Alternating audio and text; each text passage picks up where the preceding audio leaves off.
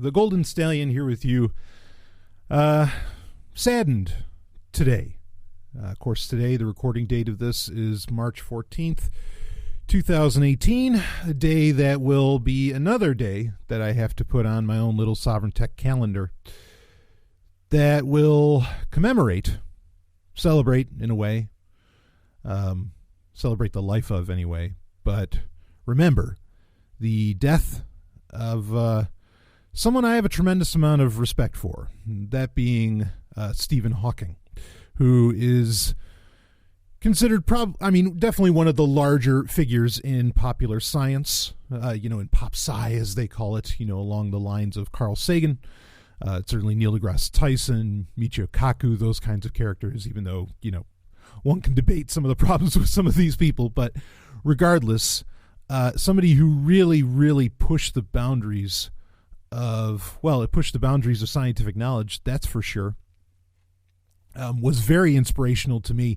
In fact, one of the most... Well, I'm going to talk about this more on a Sovereign Tech Prime episode coming up this week, which will be dedicated to Stephen Hawking.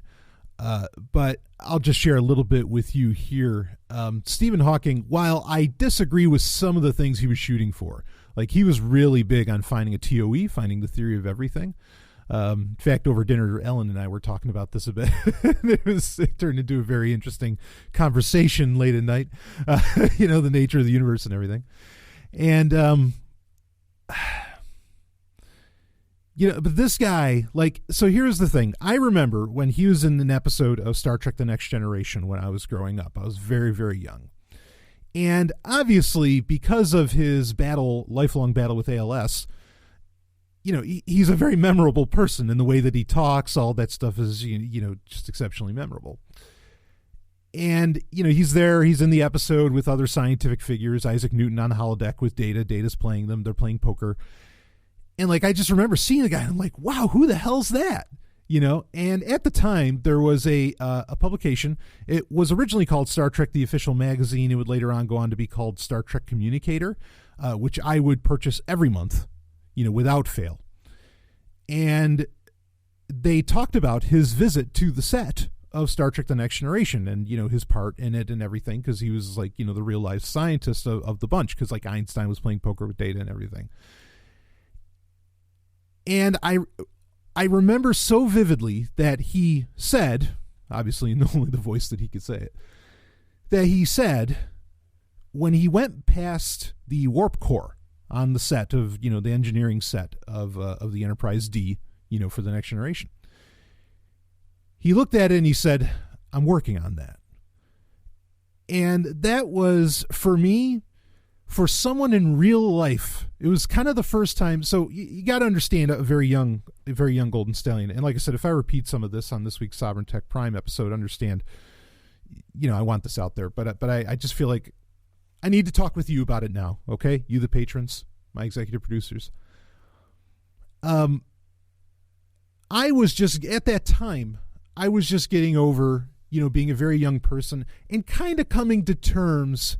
Not that I, had a problem with understanding what was reality and what wasn't, but coming to terms at that point with the fact that these actors were not the characters that they put on display. I got it. There wasn't really a ship going through space. I was fully aware of that, even as a very, very young person.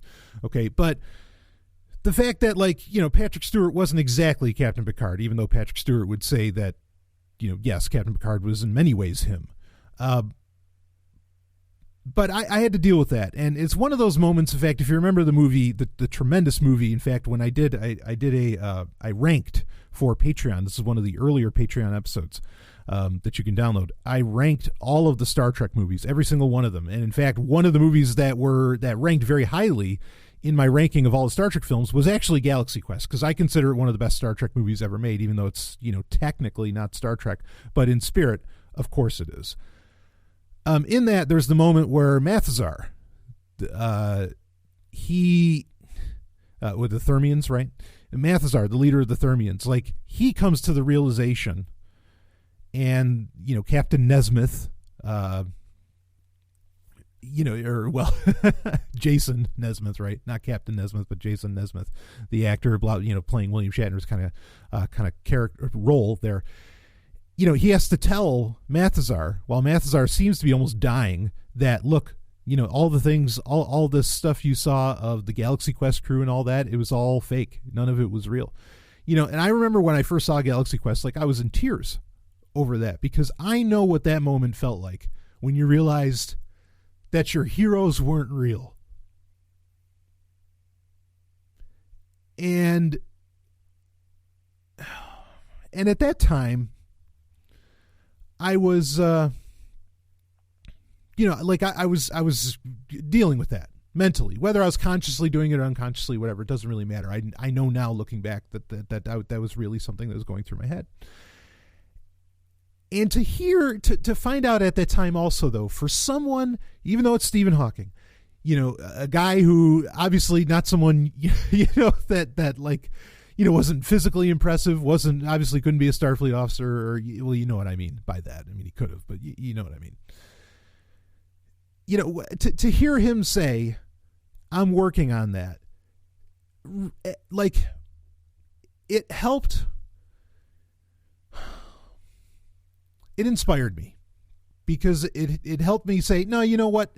Everything that I'm seeing on the screen, sure, I realize that these people aren't actually these people. Brent Spiner's not actually Data, blah, blah, blah.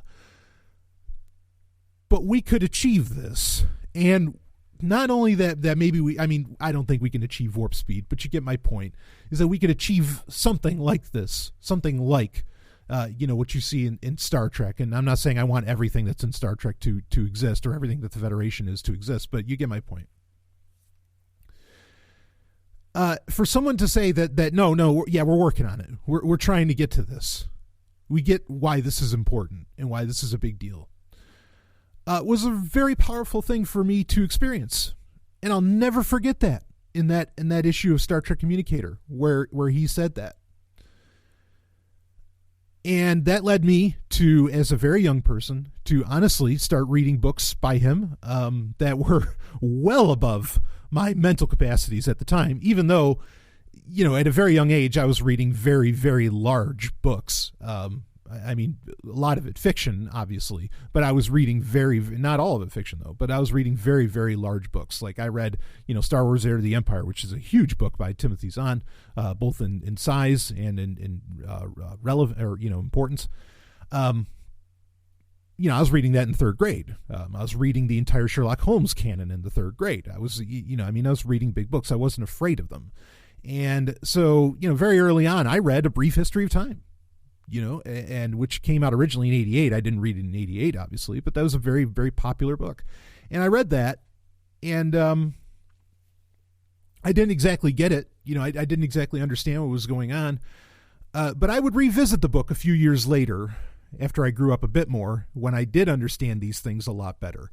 And I'm serious, like at the age of 15 and stuff, I was really knee deep in studying a lot of astrophysics. A lot of it had to do with, with being inspired by Star Trek. There was the book, I remember going into the bookstore, and there was the book, The Nature of Space and Time by Roger Penrose and Stephen Hawking. And that's still an amazing book. Some of it's a little outdated, but that's still an amazing book to read. Just a really, really wild shit. And The Large, the Small, and the Human Mind would come out, that Stephen Hawking was I believe, a co-author of. I don't think he was the full author of that, but amazing book. Man. Yeah, this guy, next to Carl Sagan, maybe the most important scientific figure as far as inspiring my interest in science in general, particularly astronomy, astrophysics, things like this. Even though he would deal in much broader realms. I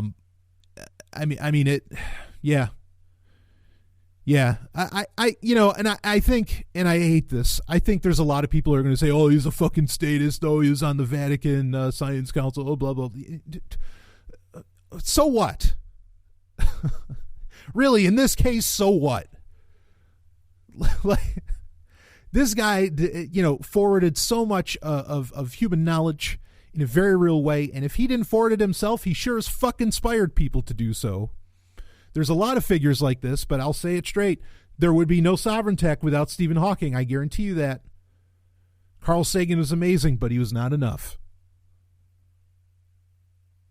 And it's kind of fitting too. In fact, if you, I had just, like, in the past month, I had just been rereading a bunch of his works. In fact, Ellen was too. She was reading A Brief History of Time. I was reading a briefer history of time. We were kind of comparing notes, and I think I reread Universe in a Nutshell. Tremendous. Maybe one of the most important books that I love is On the Shoulders of Giants, where he covers. It's actually a compilation, but it has Copernicus's On the Revolutions of the Heavenly Spheres, Mystery of the Cosmos, and it has The New Sciences by Galileo, Principia, of course, by Newton. That book is amazing because that gives you such a great foundation in science. And that came out like in 2002. This guy never stopped, despite any of his like anything that he was going through medically and whatever else. I love the book, The Grand Design. It's just, anyway, it's ironic and nothing more. It is just coincidence that, like, I was actually rereading through much of his library or much of his catalog, just last month. It's kind of weird, frankly. So anyway, I'm pretty saddened by it. You expected it to come at any moment, right? You'd figure, I think most people would look at him and say, wow, this guy's on death's door, and they would have said that, 20, 30 years ago. But yeah, he kept on going and kept pushing the boundaries of what we know and in many ways what we can do. And I'm wow, what a figure, what a character. So, of course, rest in peace. He died at the age of 76. The Hawking family did not say what he died of, just that he died peacefully in his home in Cambridge. And, anyway, we'll talk more about that. I already spent more time than I planned on. We'll talk more about that on the Sovereign Tech Prime episode. We'll go into greater depth about it. But what a loss. Or at the very least, if we don't go into huge depth about it there, certainly I'll be talking about it. Okay, let's let's start talking about your questions that we got this week. I will be talking about also this. There's no way I'm not at least going to mention it. I don't know what exactly anyone can do at the moment about it because this is really fresh. There is the Rise and Fall exploit that has been discovered. Which is with AMD processors, particularly Ryzen and EPYC, that's EPYC, that has been disclosed. I will be talking about that. Just want you to know that it is on my radar. And obviously, switching over in Ryzen chips, I'm a big fan of, but it's a very specific chipset. Like, it's not all Ryzen chips. Like, this is the fallout from this. Here, if there's something you can do right now, I'm going to tell you what. If you were looking to buy an AMD machine or an AMD processor today, wait. Just wait a few days and see what we can find out, because there's certain aspects of it that we're not exactly sure that can be easily patched. It sounds like some parts, because it's like 13 flaws or something like that that were. It's this compilation of flaws that may have to do with just a production process issue with some of the processors having to come from a company. I think it's ASR out of Taiwan. And well, anyway, like the Chimera exploit is the one that's up to heavy debate. I'll be reading up on this, and we'll talk about it when, I'll make it, at the very least, I'll make people aware. And then as we find out things that we can do to mitigate the concerns around, what's going on with the Rise and Fall exploits or exploit in general. We'll get into that. So, okay. Speaking of hardware, so someone had asked me if I had heard of, and I have talked about these before, here and there. I don't actually have one, so I haven't done like a full on review. But it was, do you know this e-ink tablet? I love the concept, and I'm considering buying it someday. This one can be even connected via HDMI as a normal monitor, which is pretty cool. So I'm a huge fan of e-readers. Not a surprise to anybody. I usually will buy the latest Kindle that will come out, and I am admittedly, like, I'm really brutal with my e-readers. Like, I don't usually case them, and I toss them around, and, I treat them like I worship books, but I treat them like I do a book where, this is something that you're going to carry around, and it's a friend that goes along with you. It's your own, little pocketable garden, as it were, garden of the mind. And so, I don't take it easy on my e-readers. So usually when Amazon comes out with a new like flagship e-reader or something, or an e-reader of interest, it's time for me to pick one up anyway. Like I've beaten the hell out of the one that I have. With the Kindle Oasis, I actually I upgraded kind of early because I wanted that audiobook feature, and the waterproofing I thought was really great. Even though you can get the Paperwhites, there's companies that, little cottage businesses that will waterproof your Kindle Paperwhite, which is really nice. Even though there's still flaws with that, and because like the Paperwhite doesn't have physical buttons, so you can't exactly use it underwater. I don't know why you'd use it underwater, but whatever. Anyway. So I'm a big fan of e-readers. I also like Kobo's e-readers, the H2O, the Aurora One, and all that. They're all very nice, and those have been waterproof for a while. This is the Onyx Books, and that's Boox. I think the company is actually Books, and the Onyx is more the name, but it's the Onyx Books Max 2 Professional. This exact model, I don't know that I've actually seen. But it's pretty slick, and it's a big one. Like, it has a 13.3 inch screen, e-ink screen. And here's the unique thing about the book, or maybe Onyx is the company name, but here's the unique thing about the Books models, again, that's Boox, is that they run Android. They've been around for a little while, and you can get them in smaller versions than this 13.3 inch version. But this is pretty slick. Yeah, it has HDMI out. I mean, like, this is really cool what it can do. It could be effectively a little, e-ink, like Android computer, more or less. And I love that. So I'll put a link in the show notes for it if people want to check it out, because what I really wish, now, I mean, as far as its spec, it has Bluetooth 4.0, is 2 gig of RAM, not bad, 32 gig of onboard storage. I do believe it has a micro SD card. And it can be used as a Wacom device, which I think that's also pretty awesome. This comes with a premium price, no doubt about it. But here's the rub with the Books e-ink devices, and that is they're always using an older version of Android. Like the original Books e-readers that I've looked at, they were running like Android 4.0, which there's a reason sometimes for why they do that, because after Android 4.2, like when Sony makes some of their high-end like Walkman and other devices, they use an older version of Android, because actually newer versions of Android don't allow for as much customization, say with like sound or other aspects of the operating system, because like we've said for many years on Cybertech, Google is continually sinking its teeth in Android, and it's becoming less and less of an open system. In fact, I dare argue that Google's Android, the Android that you get with most phones that you buy, is not really an open source system, not all the way. There's a lot of proprietary shit going on there. And I mean, it's a different story if you put on Lineage OS or Replicant or something like that. But regardless, I get why companies will use older versions of Android. I don't think there's any real good reason for Books to use older versions of Android, other than, when they develop these new devices, they run, because this one has Android 6.0, which isn't terrible. There's still a huge swath of the planet that's using Android 6.0, so that's not so bad. But it probably, when they started developing the Max 2 Professional here, Android 6.0 was probably the new hotness, and it took so long that they weren't able to update it to 7.1. Not that I would expect them to like have it updated to Oreo or anything. That would certainly be pushing it. But my concern is with that, and especially with older Books models where they're only using like Android 4.0 or something, is that you're not getting a whole lot of security fixes. And I would want to use this device.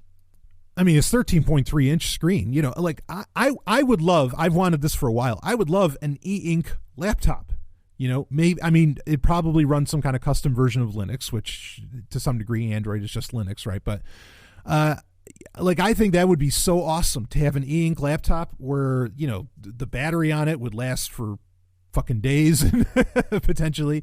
And it would have a lot of the features of a modern computer. And it would just do a lot of skinnable stuff, say with, like, I bet what you could do is you could probably bake Firefox into it, right? Into this e-ink screened laptop. And you could run Stylish, which is the extension that allows you to recolor web pages. And you could, and like the company that sold it could have like their own like Stylish,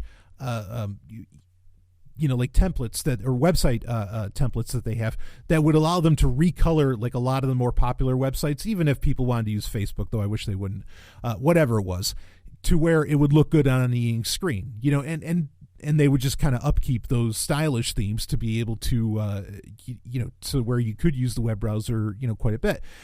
And I think that would be really interesting. I would love for that device. Like that is an absolute dream device to have. Even though this comes pretty close. I mean, and to be running Android 6.0, again, that's pretty good. It does have Bluetooth, so you could hook up a keyboard to it, and you could have a, you know, another real dream of mine, which is a, you know, more or less a word processor that uses ink. Now, I know there's like, what is it, the FreeWrite, or what is that what they call it now, the FreeWrite? It was originally called, or do they now call it the Hemingway? I forget if they renamed it. If it was originally the Hemingway, then they renamed it to the FreeWrite, or if it's the other way around. Whatever. I know that device exists. I get it, but I'd like something that has a little more balls to it, a little, you know, a little more juice, a little more power under the hood and everything, but and a few more options. So yeah, this is pretty cool. I like this idea. I like that, you know, it runs Android, and yes, you can install full on Android apps. It'll have the Google Play Store on it. At least previous books e-readers did. And I think it's a cool idea, you know, but I do worry about the security, so I'd be careful with how much I was actually doing on it. But other than that, yeah, this is awesome. You know, so I'd recommend this sort of thing. Again, I haven't used the Onyx Books Max 2 Professional here, but I know their past models have actually been really, really cool. So yeah, yeah, this is a little bit of a dream machine. I mean, I'm really in it, and I'm pretty impressed. You know, it's quad-core processor in it, the whole thing. I mean, that's really slick. I'd love it if it had a little more RAM, but that's not the biggest deal in the world. And actually, it's a little too big. Like, yeah, I want a laptop that's 13.3 inches. I don't know if I want an ebook reader that's that size, right? What was that, the Kindle DX? That was like a decade ago. That thing was a fucking monster. I remember the Saturday Night Live skits they do about it, where they had the Kindle DX2 and it'd be like the size of a door, and they tried to bring it into the house. That was amazing. Anyway, okay, let's move on to some other stuff. But yeah, very interesting. And it looks like a great device. I definitely recommend it. So actually, from the same person, they asked another question, and I'll try and answer this. Because this is actually a major, major conversation, really, to have. So it says, regarding anarcho-capitalism, I would like to hear your criticism in a Q&A episode. You mentioned it somewhere in previous episodes, but I don't know where. Okay, so I have on my YouTube channel, and if I think of it, I will link to it in the show notes for this episode. I have a video that's called, incendiarily, by the way, it's called "The Non-Aggression Principle is the Death of Everything Wonderful." Not one of my more popular videos. It only has a little over a couple hundred views. Some of my videos have like 10,000 views, but in that, it's about 15 minutes long, and it's from a very old episode of Sovereign Tech. So it's actually from episode 49, which I guess would have been maybe beginning of 2014, around there. So me having critiques of anarcho-capitalism is not anything new. Okay, it's been a long time a part of Sovereign Tech in general. And I know that since Sovereign Tech's inception, and to this day, that a sizable portion of my audience are anarcho-capitalists. In fact, I got a critique email that I didn't get to in episode 267 or 268, whatever. Anyway, that talked about where a person, and you'll hear the email probably in this week's episode, where the person said the reason that they're not a patron is because I criticize Tom Woods. And I'm not a fan of Bitcoin Cash. And look, folks, let me say this again. I don't have a problem with Bitcoin Cash existing. I have a problem with Bitcoin Cash claiming it's Bitcoin. Okay. Bitcoin Cash can exist all day long. Have a great time with it. Enjoy it. Love it. Do what you do. Okay. I have a huge problem if it wants to claim to be Bitcoin. It's not. Let them coexist. That's fine with me. Anyway, they brought that up, that's why they don't they're not a patron, but they still listen to the show like every week. So despite the fact that I do criticize anarcho-capitalism and anarcho-capitalists often enough, you still find what I have to say very interesting and maybe unique or engaging enough that you've just got to listen. And I'm honored by that. Okay. So I have a lot of acquaintances, friends, perhaps some that I would call them, who totally self-identify as anarcho-capitalists. I get invited to events that are, at least to some degree, anarcho-capitalist, if not maybe more, they want to hold on to the term libertarian or something, which, whatever, hold on to whatever terms that you want, and you do your thing. Okay, so please understand that it's not like I'm hostile to anarcho-capitalists, not exactly to anarcho-capitalism either. And the reason I say I'm not exactly hostile to anarcho-capitalism is because there's not just one anarcho-capitalism, believe it or not. Like, there's people who agree with Hoppe, Hans Hermann Hoppe, who I disagree with, and then there's people who don't agree with Hans Hermann Hoppe, but they're still anarcho-capitalists, and they fall more in line with, I don't know, Bob Murphy or some of these other types. So, it's tough to do a full critique of the ideology, of the philosophy of anarcho-capitalism. Okay.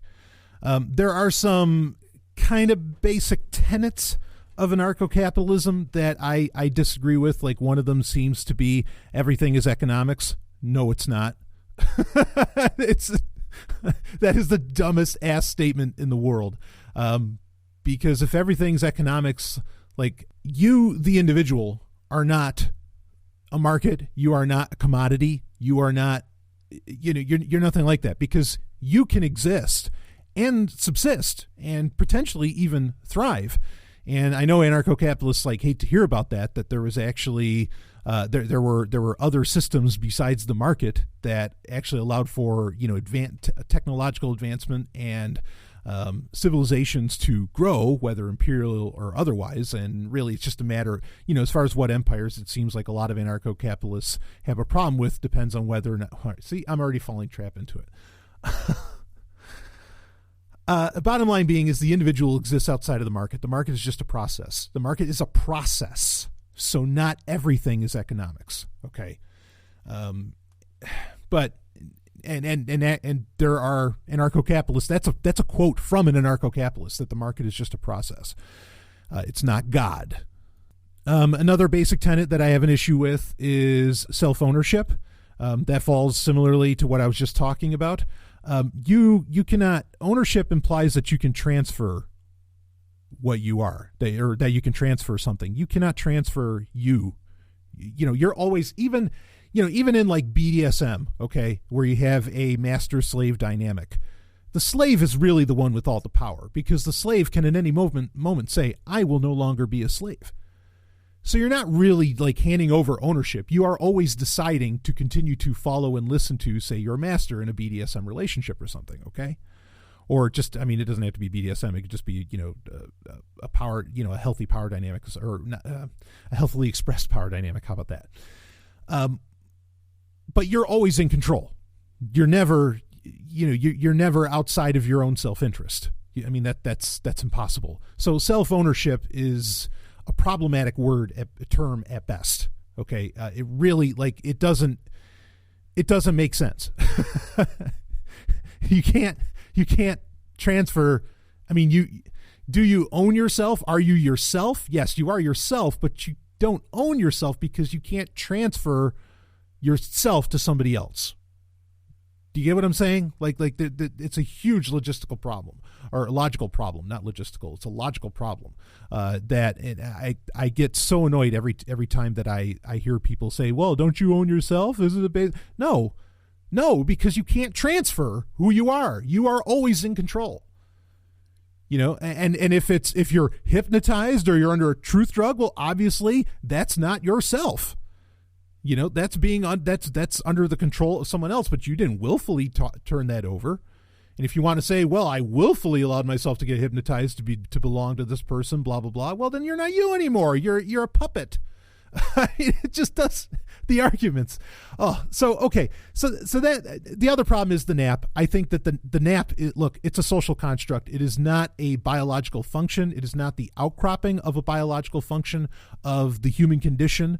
Okay. It is a social construct. It is an agreement that is made. It is not inherent in humanity. It's not. That doesn't mean it's a bad idea. I'm just saying that, understand, it's something that is agreed upon and it's a social construct.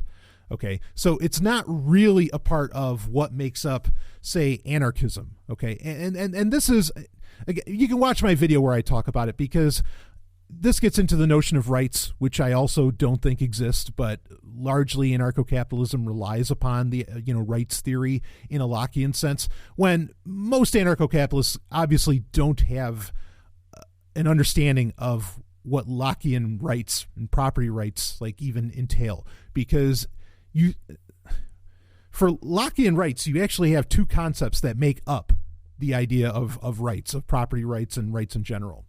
One of those two concepts is called the respect principle, meaning that, so you see, it's not, rights itself aren't the initial concept. It's not the initial abstract concept.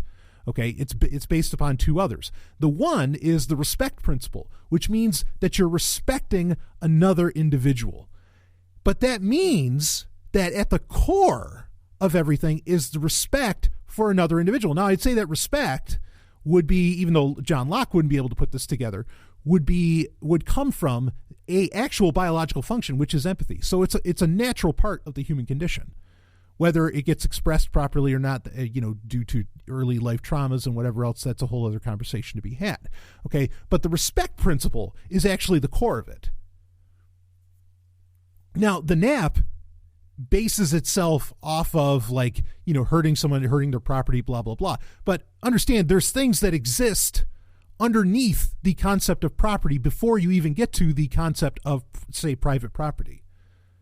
So what are those? That's where that's where anarchism is. Okay, it's in the core, I don't want to say first principles, because I hate that term.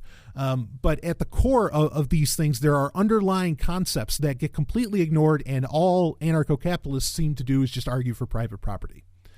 When private property does not have to be the expression or even the ultimate expression of the respect principle under Lockean rights itself, before you even get to rights.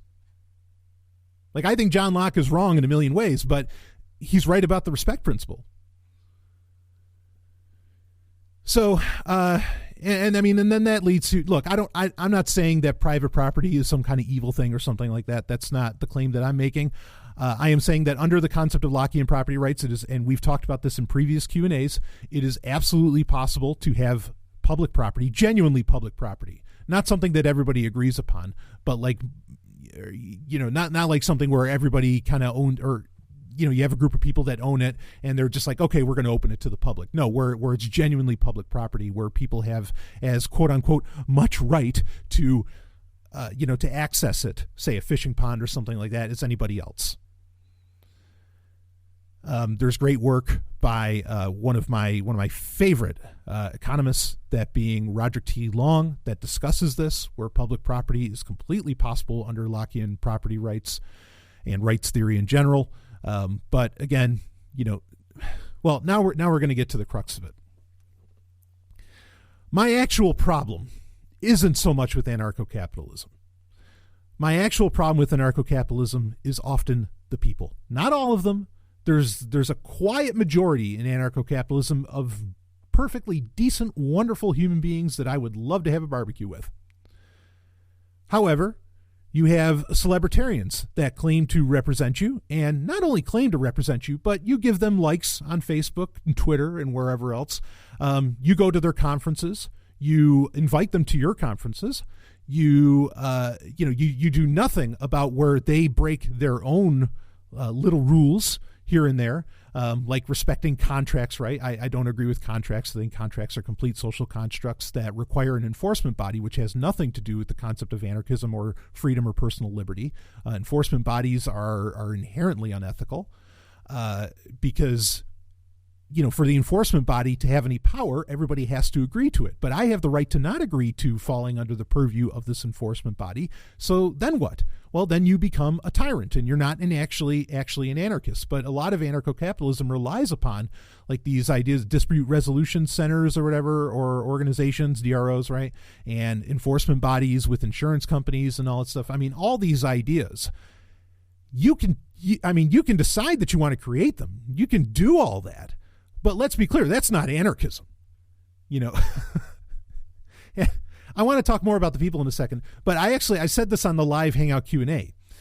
To most people, from what I experience from a lot of the celebritarians, that is the celebrities within libertarianism, is that anarcho-capitalism or anarchism to them is just the 1950s America without government. And I'm sorry, that's not anarchism. No, I'm not sorry. That's not fucking anarchism. So to talk a bit about the people, like a lot of these celebritarians are, if I were to buy into rights and then, ethics and morality and all this stuff, these are some of the most immoral people I've ever known, statist or otherwise. They're horrendous human beings that are constantly engaging in theft, engaging in fraud. Even potentially, sexual abuse, rape, all kinds of horrendous things. I mean, these people are fucking terrible. And for people that like worship contracts, they've broken and have just like not cared about marriage contracts at all. When they claim contracts are fucking everything, sign on the line that is dotted, that is all in life. I mean, it's pretty ugly. So you have the problem of, again, a lot of my problems with anarcho-capitalism is that its main proponents, I mean, every human being's flawed, but because of the NAP, those flaws, they would argue that if you engaged in those flaws, say against them, they'd have the right to shoot you. And yes, they would argue for that. But then like they do it themselves. I mean, it's so bad. I cannot think of, I have a very hard time thinking of a singular celebrity within anarcho-capitalism that actually like practices what he preaches. I don't see it. I don't see them, and the ones who maybe in the past would have called themselves anarcho-capitalists are running away from the term that still live, shall I say, an ethical life. So I have philosophical disagreements with anarcho-capitalism, but if you ever hear like vehemence in my voice about it, it really comes down to the people, a lot of especially the celebritarians, the celebrity people that practice it, and the fact that, look, I mean, if it was just, if these people were just running their mouths and saying bullshit, like who would care? It wouldn't matter to me because it's just one person and it's not going to harm anybody. But these people get significant social reinforcement for what they do, what they say, what they put out there. And they get completely ignored for any of the times that they engage in, shall we say, marital infidelity, when they engage in, and a lot of them do it more so than you have any idea. I mean, and I know way too many inside stories that I'm not going to tell, but pretty much every single one of them, you give me a name, I guarantee you they're having affairs, they're doing all kinds of other bullshit, and it's really, really ugly shit, or they're saying some of the most horrendous things.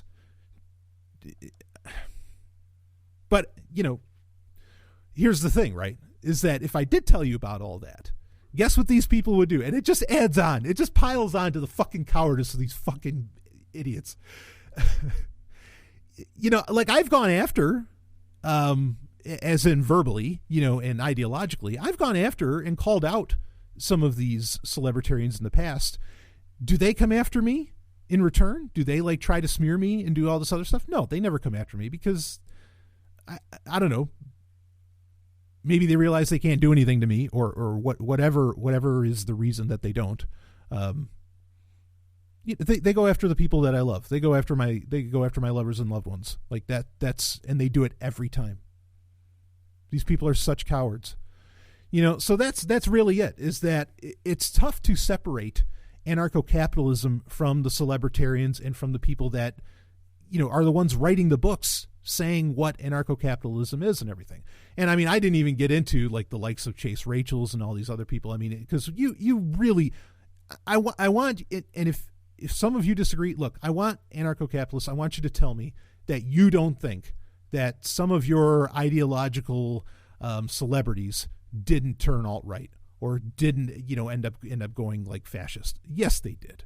Yes, they fucking did. Even when it's people that write newer stuff, newer books and everything. I mean, they I could go on and on. So, the idea that you want free markets, if that's all anarcho-capitalism is to you, is just free markets. Hey, I'm with you. I like the idea of free markets, of freed markets. I'm on board, and I think that's why we get to get along together. I'm on board with empowering the individual. If you're on board with empowering the individual, fantastic. Those are the common ground that we meet on. But outside of that, again, I don't want to live in 1950s America without government, but that seems to be what generally gets espoused. It's either that or it's, treating women like whores and, doing all kinds of other shit. So I mean, I could get deeper on some of the ideological stuff, I suppose, if I really wanted to, where I have differences. But again, I don't. All right. So here's another problem. And this is true not just for celebritarians. This is true for a lot of anarcho-capitalists. You think you're anarchist. It's just like Bitcoin Cash, where Bitcoin Cash is trying to say that it's Bitcoin. Anarcho-capitalism is not the only anarchism. And it's not the only real anarchism. It's not the only justified anarchism. Anarcho-capitalism, I think anarcho-capitalism, depending on how one defines it, can absolutely be a form of anarchism. I think there's a lot of aspects of it where the way a lot of people define it, no, it is not. Okay, but I do think, for quite a few people it is. But the problem is that anarcho-capitalists overall, they think that anarcho-capitalism is anarchy. When travel the world, please. You're going to find a lot of anarchists, but guess what? They're not anarcho-capitalists, and they have a history of anarchism that goes back centuries, if not more. And to ignore that, or to try and say, oh, well, that's not really anarchism, we're really the anarchists and all that stuff, I think that's bad marketing. I think it's a lie.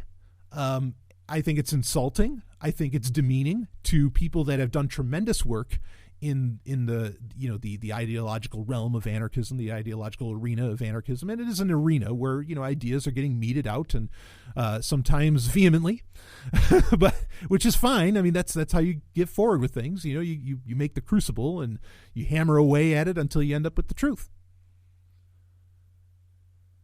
But maybe the biggest thing I wish anarcho-capitalists would get over, and maybe my biggest problem with them, is that get over the fact you are not the only anarchist in the world. Anarcho-capitalism is not the only true expression of anarchism. That is just pure horseshit, and it makes you look dumb to a lot of people that you could have beautiful relationships with and beautiful connections with, and that could be allies to what you're trying to do. But instead, you are wasting your time. And look, I'll be just as harsh on anarcho-syndicalists and ANCOMs and whoever else who say that. I mean, if they're like pointing at Hans Hoppe and they're saying, well, he's not an anarchist. Yeah, of course, I agree with them. He's not. If they're pointing at, a lot of these other guys, sure, they're not anarchists. Like, I get that. But to say that anarcho-capitalism whole cloth is an anarchism, no, I'm not going to agree with them on that. I'm not. because I know that there's people who identify as anarcho-capitalists, or maybe they want to call themselves agorists or something like that. They're absolutely anarchists, and I know that they would do what is arguably the most important thing within anarchism: leave people alone, leave individuals alone, let them do what they got to do and what they want to do, as long as no one else gets hurt. And that's not the NAP, by the way. That's the respect principle. So even that could be considered a spook, right? Because my brand, because then always the next question is, wait, you're not an anarcho-capitalist, so what are you? Well, like I've said, I really only like to use the term anarchism because I am open to and I am friendly to all types of anarchism. I'm not saying every type of anarchism, but to many types of anarchism. Okay.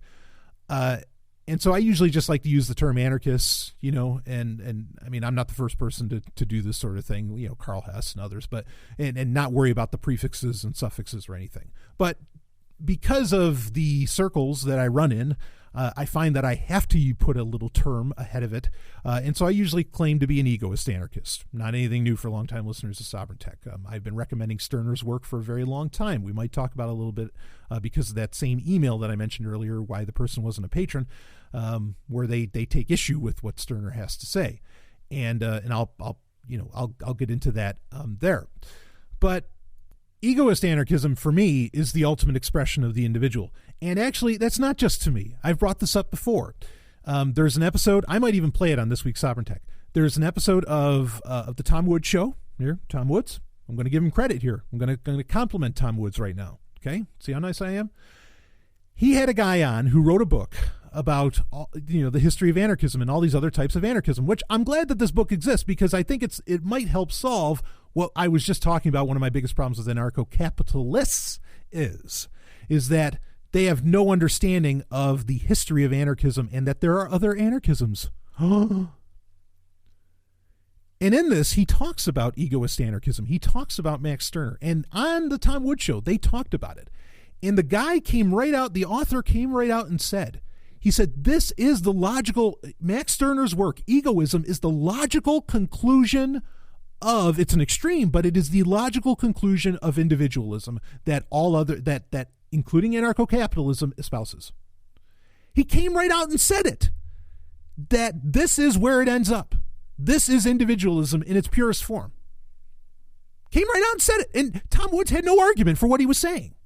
What him and Tom Woods pretty much, the conclusion that they came to, okay, was that, but nobody wants to live that way. Oh, I see. So you don't want to live that way, but it's not wrong. So I felt like listening, that's just some of the most precious audio in the world because it completely vindicates what I've been saying for years, which is effectively, and if you listen to my video about the NAP, is that anarcho-capitalism doesn't go far enough. It's not, or at least depending upon the interpretation, of course, but in the more common, more popular interpretations that are laid out in the various books by the various authors, including perhaps Tom Woods. Not that he exactly wrote things about, anarcho-capitalism directly. He's more of a popular author. And I've read his books. Before anybody says, have you actually read Tom Woods? Yes. The reason I say this so often, the reason I'm not an anarcho-capitalist is because I've read their books. They've convinced me that I am not that. So if I am to logically take individualism to, yes, an extreme, but its conclusion, then I'm not an anarcho-capitalist. Neither should anybody else, or I don't want to say should. We're all egoists. And I'm not going to get into Ayn Rand's definition of that term or whatever. But anyway, there I go. There's my critique of anarcho-capitalism. But like I said, my main problem isn't so much with anarcho-capitalism. It's actually more with the anarcho-capitalists. That's where the issue comes up. And more the celebritarians than the actual people. I'm not talking about every anarcho-capitalist. I hope I made that abundantly clear that there's so many of you that are just wonderful human beings and I love you. But, you've got a marketing problem. You've got a big marketing problem. And it starts with your celebritarians and, and it's bolstered by your social reinforcement and, you're inviting and willfulness to congregate with these people. But anyway, okay. Let's go to another quick question. so we can wrap this up. I don't want it to go much more than an hour. Here's a fun one. Okay, let's take a breather, shall we? Again, I don't mind that you're an anarcho-capitalist. Go ahead, rock and roll, have a good time. But understand that you have problems within your ideology and within your, particularly with people that espouse it. All right, let's see. Hey, Stallion, I know you've been a big fan of the Nintendo 3DS, and I was curious what you would say is the best game for the system if I were to get one. Would you do a top 8, perhaps? Maybe I could do a quick top 8. I don't think there's enough people that would really care about a top 8 for the 3DS. Maybe in the future that's something I would do, but I've got other stuff to release. So anyway, thank you for the question. I'll give you like maybe kind of a top 8. The thing to understand with the 3DS, so I still, and I've said this in recent Sovereign Tech Prime episodes, I still consider it the best console out today. The Nintendo Switch is doing a hell of a job of getting ready to kick that out of the top spot, because now we know we have a Smash Brothers game coming out for the Switch, which that was something I was really waiting on. We're going to have Metroid Prime 4. I mean, there's really incredible, and Breath of the Wild alone, I mean, is enough to put it at the top spot, really. But overall, for variety of games, I think the 3DS has the best game library ever, and part of that is because it can play Nintendo DS games. Which, ironically, if I did a full top 8 of the Nintendo 3DS, I don't know that or a huge chunk of that would actually be DS games and not actually 3DS games, because the DS games are so fucking amazing. And some of those are re-releases. In fact, some of the best games for the 3DS are complete re-releases. So I can't help but put, and I know because I've been playing it recently and I covered it on Sovereign Tech Prime, Radiant Historia Perfect Chronology is just, if you're into JRPGs, is such an amazing game. I can't recommend that enough. I think that's fantastic. Samus Returns, the remake, or Metroid Samus Returns, the remake of Metroid 2 that came out, easily one of the best games on the console. And amazingly, both of those games have just come out in like the past 6 months or so. That's towards the multi-year end of this of this console, even though there's the refresh with the new Nintendo 3DS. But I would easily put those two games at the top. Star Fox 64 3D has to be on that list. I could put every Zelda game that's come out for the 3DS, even Link Between Worlds and all these other ones. I mean, they're all just fantastic. They could fill up the top 8 on their own. If they wanted to. And also it's nice that, the 3DS has the virtual console, has the virtual console in the eShop. So you can play all the classic Super Nintendo games as long as you have the new 3DS. And you can play all the NES games. I mean, you've got a pretty crazy catalog, really, to go through with that system. Pilot Wings Resort, fantastic. Kid Icarus Uprising. I mean, a couple of those are almost launch titles, but they're still just solid games. Azure Striker Gunvolt. Azure Striker Gunvolt. I know I said that kind of fast. In fact, they released the 2-pack called the Striker Pack, where you can get the physical copy. These two games, it's technically two games. These are like the real successors to Mega Man, even though finally we're going to get Mega Man 11. Hopefully it's good. Those are totally worth your time to check out. I mean, those are phenomenal games. In fact, you can get a beautiful Mega Man collection because of the Nintendo DS. You can play the Mega Man ZX games, the Mega Man Zero trilogy, and all that on a 3DS. I mean, yeah, it'd be tough to do top 8. I mean, listen to how many games I'm already listing off. Speaking with the DS, some of the DS remakes, like Super Mario 64 DS, is a vast improvement over the original Super Mario 64. Not a sequel, it's a remake, but it's beautiful, and it's so well done. Kirby Superstar Ultra, that's a remake from a Super Nintendo game, or that's a re-release of a Super Nintendo game with more levels and everything. That's fantastic. You can play that on the 3DS. I mean, totally worthwhile to check those out. There's too many. There's so many great games for this system. I would really start off, if you want to be playing serious games. Again, I would totally start off with Metroid Samus Returns and with Radiant Historia, and of course you have Super Smash Brothers for 3DS. I mean, how can you go wrong with that? Mario Kart 7. Another interesting announcement that they made recently at the recent Nintendo Direct is that they're going to re-release the GameCube. Luigi's Mansion, the first one. Now, they had the sequel to Luigi's Mansion on the 3DS already, also one of the games that you definitely want to check out, including like the Yoshi's Islands games. But I'll tell you, so both of those Luigi's Mansions games are great. Like the original Luigi's Mansion was a launch title for the GameCube, which is one of my favorite systems of all time. What I hope, and in fact, Ellen and I were talking about this. This is such a this game is one of my favorites. I hope that they re-release. It's amazing because they're still. They still have games prepped for release in 2019 that they announced at Nintendo Direct. I mean, this system's not dead. I hope that we get a remake of Super Mario Sunshine. If they don't do it for the 3DS, at least do it for the Switch. And I will definitely buy the Switch if Super Mario Sunshine gets a re-release and maybe like an update to fix some of the camera issues and things like that. But I love that game. Ellen loved it too. I mean, like that game is so much fun. Easily one of the best Mario games. It gets kind of criticized harshly today, but I disagree with those critics. I think that game's just pure dynamite. But I would love to see that get re-released. So anyway, but there's a bunch of games right there for you to check out for the 3DS. There's Ultimate NES Remix. That's another one that you can look into. And the RPG selection is second to none. There's no system that matches it. The RPGs that you could play on that. And some of the other Kirby games available for it. Triple Fighter Deluxe. Or was it Hyper Fighter Deluxe? And then there's there's a bunch of Kirby games that you can play on it that are really, really cool. So, okay. Oh boy, I was gonna give you an album of the week, but maybe all right, I'll give it to you because we have like 5 minutes. So anyway, I hope that answered your Nintendo 3DS questions. And some of the latest releases are easily the best ones, but there's a lot in the back catalog if you never played them. Like I said, Pilot Wings, Resort, and Kid Icarus, and ones like that. Kid Icarus Uprising, really jump on those. They're tremendous games. And Super Mario 3D World. Well, anyway, okay. Here's an album I'm going to give you. So this is funny. So Ellen convinced me to get a Pandora account, and so I did it.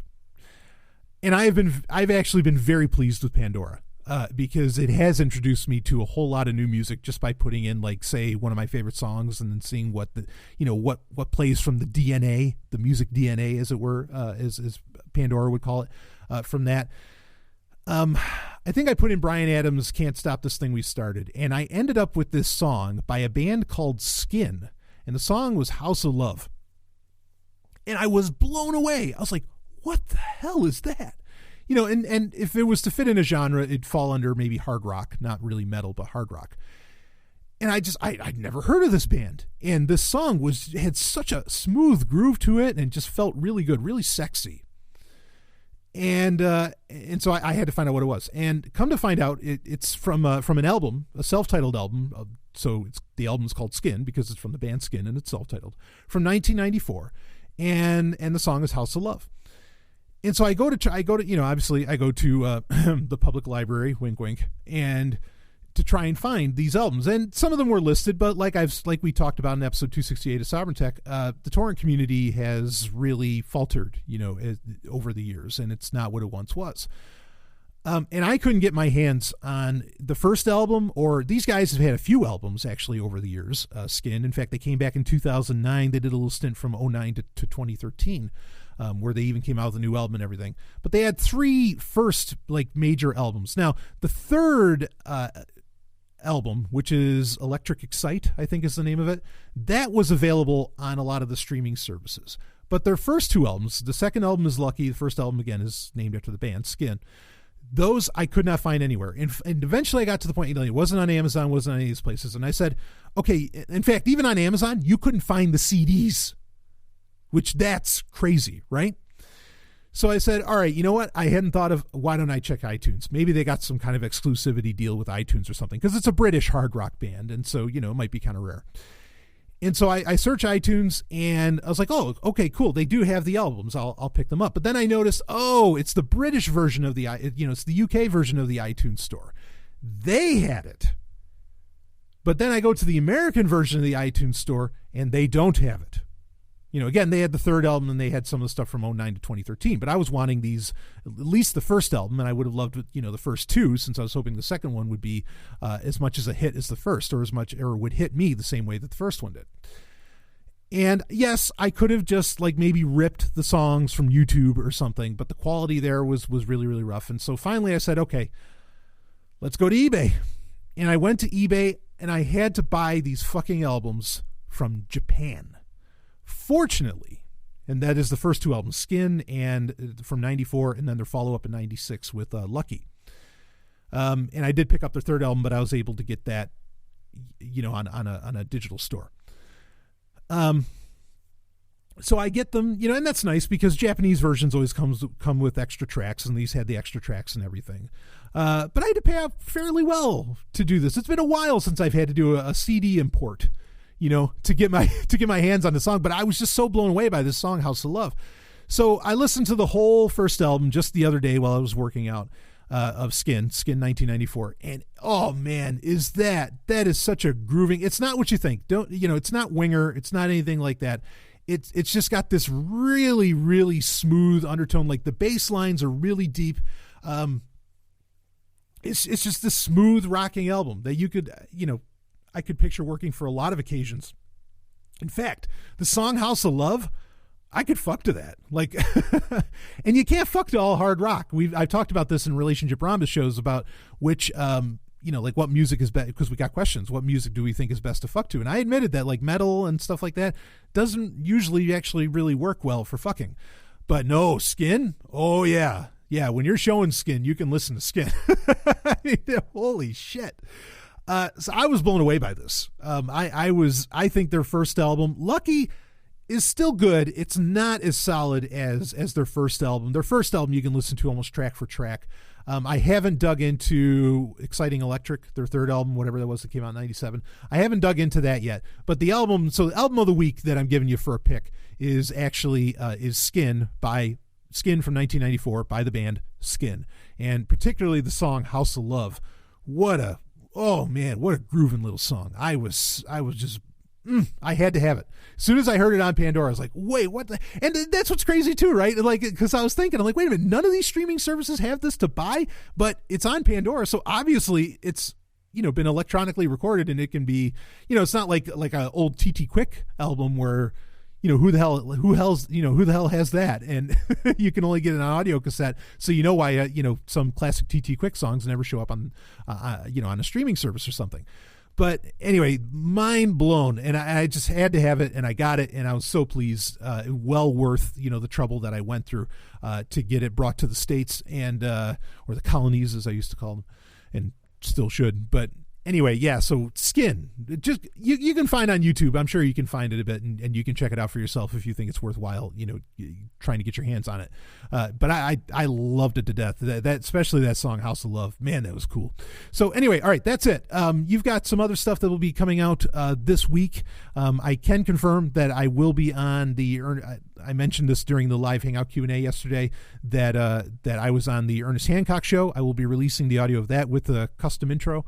And for patrons only, and then I can confirm that I'll be on Ernie's show on Declare Your Independence. I will be on that show again next week, and I might have some other appearances on podcasts that I'm trying to line up. But March has been almost a return to 2017 as far as busyness of the month. But you've got plenty of content that's going to be coming out on Patreon. Don't worry, and that'll wrap it up. I'll see you on the other side.